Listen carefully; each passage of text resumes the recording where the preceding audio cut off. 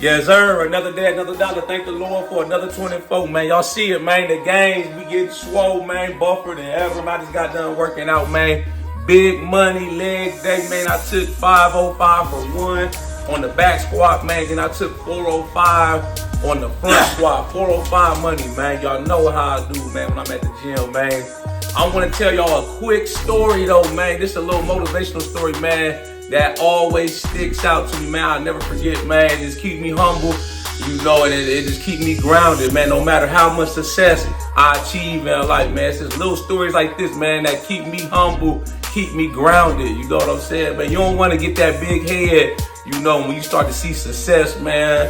You start to get your goals and stuff. You will start to accomplish, man. You don't want to get that big head, get complacent, and get lazy, man. You know, that's how you fall off, man, and go back to square one, man.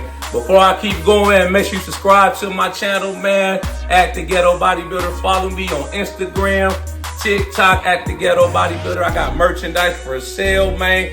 This is one of my t-shirts. Don't hate, just lift weight. Shop with me, www.theghettobodybuilder.com, man. All right, into the story, man. I remember back in, this is about 2007, 2008, this is when I graduated high school, man. I remember I used to walk or ride my bike, man, just to go lift weights, man, no lie. Man, my trainer, one of my trainers, man, his name was Mickey Tate. Y'all can look him up, Google him, he's on Google. M-I-C-K-E-Y-T-A-T-E, Mickey Tate. He had the world record, man. He set at the Arnold Classic back in, I think it was 2006. He bench pressed like 650, man. And that was the world record. That's for his age, but I think he was probably about 53 at the time, man. But long story short, he had a gym at his garage, right? I played football with his son in high school, right? So he used to train. He trained so many different athletes, man, that went to the NBA, NFL, man. He been doing this all his life, man. So many people that passed through his garage, man. It's a little garage, man. You know, it ain't nothing fancy, man, but it got everything you need, man. The atmosphere be intense, man. You know, he in there barking orders at you, man, getting you motivated. I used to love them workouts, man. I live in North Carolina now, but I haven't lived back in Ohio since 2008 when I graduated high school and went to college. But sometimes when I still go back home for vacation, I still pull up on them and get them workouts in. I never forgot, man. You know, I'm always thankful for everything he taught me, man. Everything he instilled in me. He instilled a lot of great things in me, man, like hard work, hustler's ethic, man. Always identifying what you want out of life and going after it, man. I remember, like, I would walk to his house and he would drop me back off at my mom's house, man. And we would have these talks in the car, man. He would just have me so inspired and motivated, man. It was just some talks I needed to keep me going, man, to never give up, man. I'm forever thankful, man. I tell him that all the time when I see him, man. But I would say his house was about 15 minutes driving from my mom's house. So I would say if you was walking, he probably lived about 3 miles, maybe 3 miles top. I would walk to his house, man. I didn't care. I was trying to get all the smoke, man. I'd be over there, man, on the weekends. If I ain't have to work my part-time job, man, football season was out, I'm over there training, man. I call him. I be like, Mr. Tate, man, you home? Is the kids home? Can I come over and work out, man? And if my mom couldn't take me, or you know, I couldn't catch the bus or whatnot, I would walk. I didn't care, man. I was committed. I was dedicated, man. My friends that I went to school with that had cars, they could have been riding by and seen me, man. If they didn't pick me up and they honked the horn and kept going, that didn't deter me. I kept it pushing. I kept going, man. I was like, man, I used to think back on all them days, man, back in high school. I was still trying to find my way in life, man. I was always focused. You know, I didn't fall into the trap, man, of, you know, being the peer pressure, being a follower. You know, some of my high school classmates was, you know, smoking weed, partying all the time, man. When I was in high school, I ain't care nothing about this but the school books, football, track, lifting weight. That's all I cared about, man. You know, and it paid off. I was able to get a full ride scholarship to play football at West Virginia State, man. You know, I graduated from there in 3 years, got my degree in criminal justice, man. You know, it paid off. You know, after that, I went into being a correctional officer, man.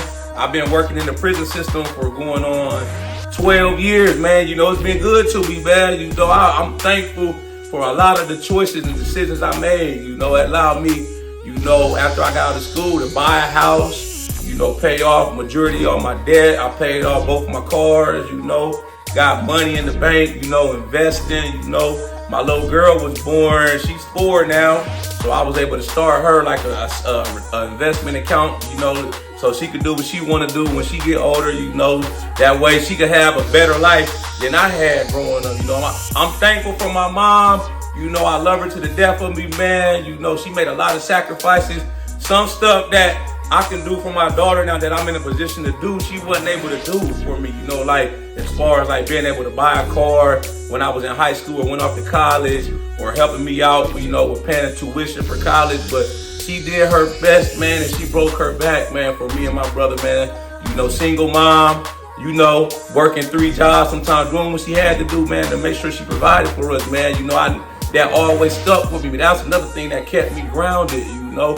But I just remember walking though, man. I had my bike, right? This is a funny story right here. I would have my bike, right? I had a Huffy.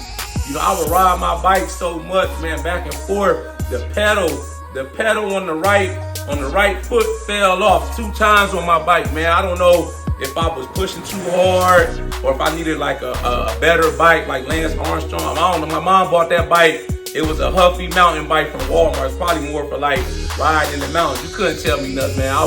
That was my transportation at the time, man. I would ride my bike, and I would look at it as a workout. You know, people might be like, oh, they laughing at you riding a bike. They be like, oh, what you doing out there, bro, riding a bike? Where the hell you going?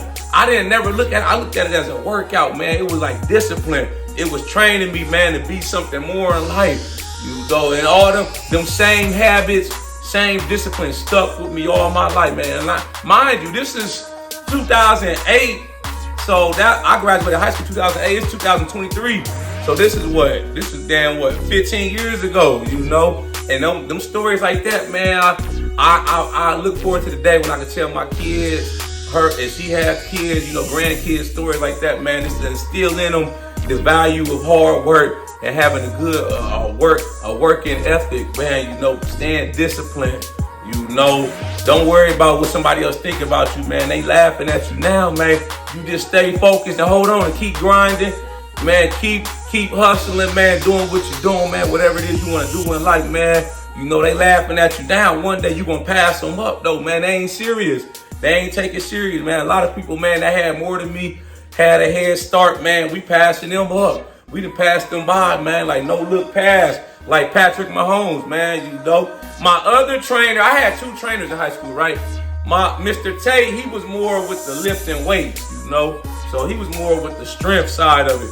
But I had like a speed and agility coach, you know, for football, you know. He trained at a high school that was probably a little further from my mom's house. That was probably like a good, from my mom's house to Mifflin High School in Columbus, Ohio. That was probably a good, I give it 20 minutes driving. So for that one, I would ride my bike, man. And this was crazy at the time, because it was like the only way to get there was like on a busy street. It was a 1 lane each way street. I would be on the side of the road riding my bike up there to him, man. You know, 20 minutes, man. You know, I'm riding my bike there. I'm getting there. He put me through a whole speed and agility workout. He was out there killing you, man. He had us out there doing the ladder drills for your foot speed. We doing wind sprints with resistance sprints. He got the bands around our waist. He pulling on us while we sprinting. We might be doing 400s, because we used to work out at the track at the high school. We might be out there doing 400s, sprinting 200s, man. All kind, man. He put together some great workouts, man. It'll have you in the best shape as far as conditioning for sports, have your agility, change the direction, man, explosion. We worked all that, man. On top of that, man, I would ride my bike back home after the workout, man. So I would get like 2 workouts. And 2, he used to train 2 times. You know, I had set it up, man. I had a little part-time job, so I would just pay him, you know, what I could, man. I think he showed so much love to me, man. I'm appreciative of him. I think he charged like $300 a month he was able to let me pay like, I think like 150, 200, man, because he knew I was so dedicated and disciplined and committed to it, man. He would have 2 sessions. He would have one in the morning and one in the evening. Sometimes I would go to both sessions. So I was doing 2 a days. He would pick me up, man, you know, and he'd take me back. Then I would ride my bike in the evening and get that second workout in, man. That was like my senior year after I graduated high school. That whole summer, right before I went to college for football, I was trying to get in top-notch shape, man, you know. And it's just little stories like that, man. I like to share with people, man, you know, the youngster. I'm 33 now, so it's younger people that's looking up to me, you know, and they ask me for advice. I like to share stuff with that, you know, let them pick my mind. I'll be like, man, you got to stay disciplined. You got to figure out what it is you want to do in life, man. You ain't got to have it all figured out, you know. Even if I was pretty serious when I was in high school. I ain't gonna lie, when I was in college, man, you know, I didn't do a lot of partying. When I was in high school, I didn't fall into none of that peer pressure. I didn't start going out in college, like going to bars and clubs, probably like my sophomore year of college, man. I was just football, go to practice, film study, you know, go to class, do my schoolwork, man, you know, and I would be in the dorm chilling, you know. I didn't really come out my shell till like my sophomore year, man. But I tell the youngsters, man, y'all gotta figure out what it is y'all want to do, you know, in life. Figure out what you good at, what's your passion, and then once you figure it out, you gotta sit down and you gotta map out that plan, and you gotta go full speed at it, man. You know, the time is now. You know, I know you young. You know, I want you to still enjoy your life being young, but at the same time, you got the decisions you make now are going to affect you 5, 10, 15 years from now. You know, every action has a consequence, man, a reaction. You know. So you gotta, when opportunities come, you gotta take advantage of them, you know, because they may never come again. You know, I was taking advantage of it, man. I had a mentor. He would drive me to football camps, man, you know, so I can get more exposure, you know, for football. You know, I had him, I had my 2 trainers.